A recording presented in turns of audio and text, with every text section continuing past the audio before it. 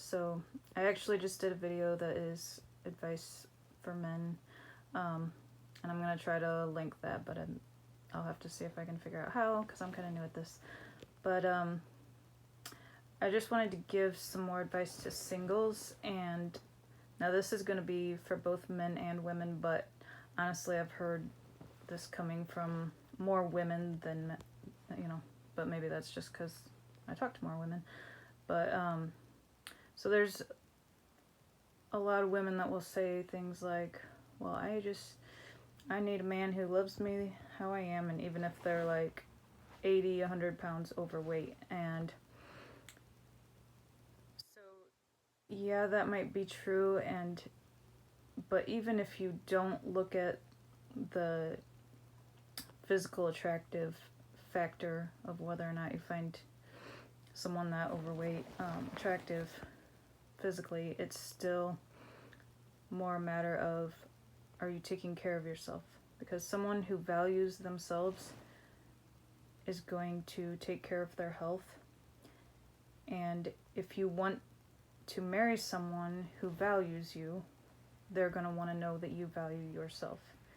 So if they see you, putting all this toxic stuff in your body, and if you don't already have chronic illness, are headed towards that, or at any second you could drop dead of a heart attack, or any number of things. I mean, someone who really cares about you is not going to want to watch you kill yourself slowly or quickly, or or suffer from diabetes where you're having to inject insulin and all these things, getting cancer treatments. I mean, that is a lot to ask somebody to take on. Chronic illness is not fun. To watch someone you love going through that, it's terrible, it's horrible. So even if they do find you physically attractive when you're 100 pounds overweight, are they really loving you if they are willing to watch you slowly kill yourself? You know what I mean? So it's just something to think about. And now, I'm not coming down on anyone who has, eating problems. If you do, I mean, all addiction stems from unhealed trauma. And some people will go from one addiction to another. So you might be a smoker for a while, and then you try to quit smoking, and then you gain weight because you go to eating. So my advice is, get the healing that you need. I mean, but there is more healthy alternatives. If you need an addiction, you can pick a different one that is better for you. But that's not my advice.